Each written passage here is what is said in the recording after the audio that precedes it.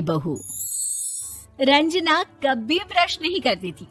उसे कितनी बार उसके माँ बाप ने डांटा, लेकिन उसका कोई असर उस पर होता ही नहीं था, जिस कारण से उसके दांत पीले पीले हो जाते हैं।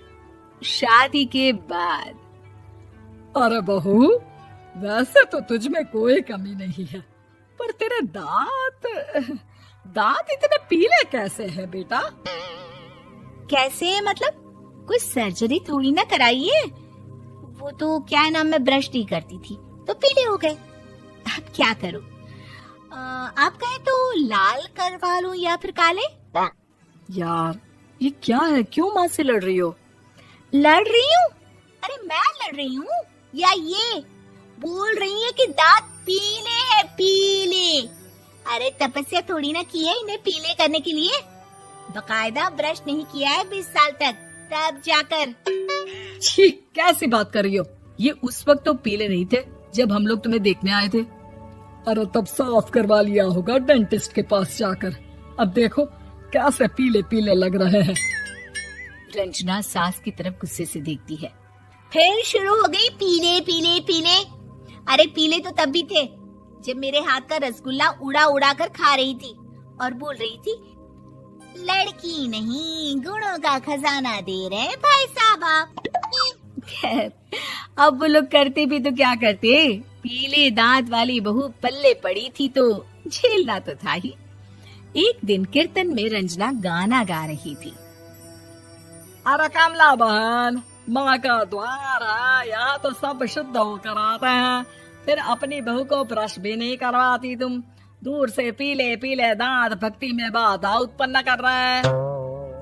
अरे कोई 2 साल के बच्चे थोड़ी ना लेकर आई हूँ मैं बहू बनाकर। अच्छी खासी लड़की है, अरे कैसे करवाऊं ब्रश? ये तो उसे खुद करना चाहिए ना। अब माँ बाप तो इसके जैसे तैसे निपटा दिए, ये नहीं सोचा कि सास कैसे संभालेगी। सास बहू को लेकर घर आ जाती है, लेकिन सोच लेती है कि अब इसे लेकर कहीं नहीं जाएगी। अगले रोज बहू कहती है, अरे क्या हो गया, मंदिर नहीं जाना क्या? कीर्तन का वक्त हो रहा है। मेरी मधुर वाणी से कान्हा जी जागते हैं और सोते हैं। आप तो जानती है ना उनकी भक्ति में कितना मन लगता है मेरा। वो क्या है ना, तबीयत ठीक नहीं लग रही है मेरी, आराम करूंगी मैं। तबीयत ठीक नहीं लग रही? अभी तो मिथुन के गाने पर नाच रही थी आप, और अब बोल रही है कि तबीयत ठीक नहीं लग रही। अरे भक्ति में मन लगा लो सासू माँ, ऊपर जाना है, क्या मुंह दिखाओगी आप? हाँ?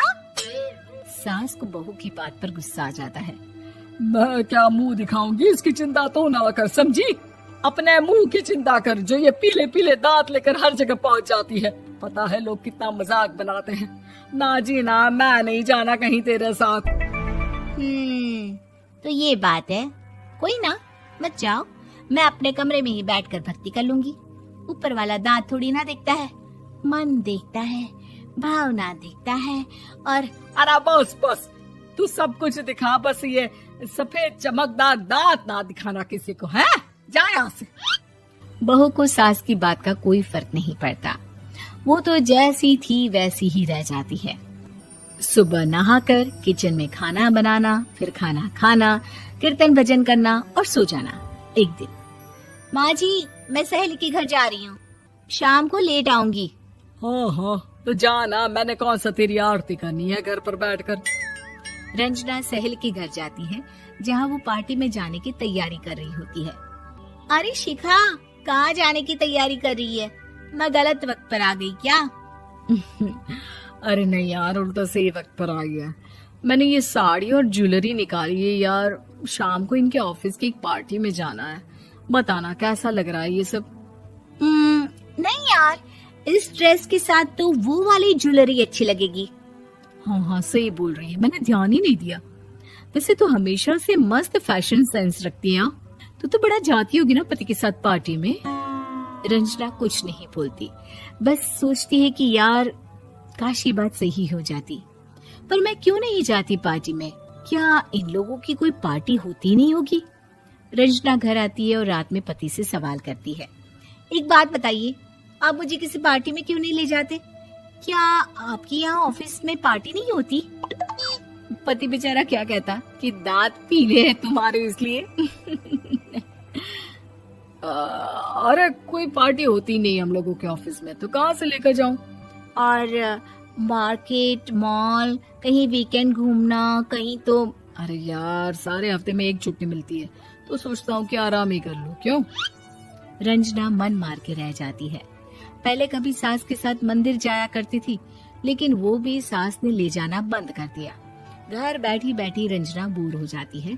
तभी उसे आइडिया आता है और वो मायके जाने का सोचती है। सासू माँ, 2 दिनों के लिए मम्मी के घर जा रही हूँ। अच्छा ठीक है, आराम से जा। और हाँ, माँ से कुछ अच्छी आदत सीख कर आना कि कैसे शरीर के हर भाग की तरह दांतों की सफाई भी जरूरी होती है, समझी? शुरू हो गई ना आप। वो लोग आपकी तरह नहीं है कि छोटी छोटी बात का बतंगड़ बना दे। उन लोगों के लिए मैं मायने रखती हूँ, ना कि मेरे पीले पीले दांत। रंजना माँ को बिना बताए उन लोगों को सरप्राइज देती है, लेकिन जैसे ही वो दरवाजे पर पहुंचती है, अंदर देखती है कि घर वाले कहीं जा रहे होते हैं। अब माँ, काश रंजना दीदी के दांतों वाली प्रॉब्लम नहीं होती, तो वो भी हम लोगों के साथ चलती ना बुआ जी की बेटी की शादी में। हाँ बेटा, लेकिन अब उसे कौन समझाए कि उसको उसके पीले दांत नहीं दिखते, लेकिन उसके आसपास के लोगों को कितना एम्बैरेसिंग फील कराते हैं। मुझे तो कितनी बार उसके स्कूल की टीचर ने शिकायत की कि उसके साथ कोई लड़की बैठना भी नहीं चाहती, और ना ही कॉलेज में कोई उससे बात करना चाहता था। लेकिन पता नहीं क्यों उसे ये बात समझ में ही नहीं आती। कोई कमी नहीं है उस लड़की में, बस यही कि दांत पीले हैं। वो तो भला हो जीजाजी और उनकी माँ का, जो दीदी को जैसी है वैसे ही रखा हुआ है। रंजना को अपने घर वालों की बात सुनकर बहुत दुख होता है। वो सोचती है कि वो क्या करे, लेकिन फिर वो सीधा डेंटिस्ट के पास जाती है, अपने दांत चमकाती है और कसम खाती है कि वो रोज ब्रश करेगी। अरे क्या हो गया?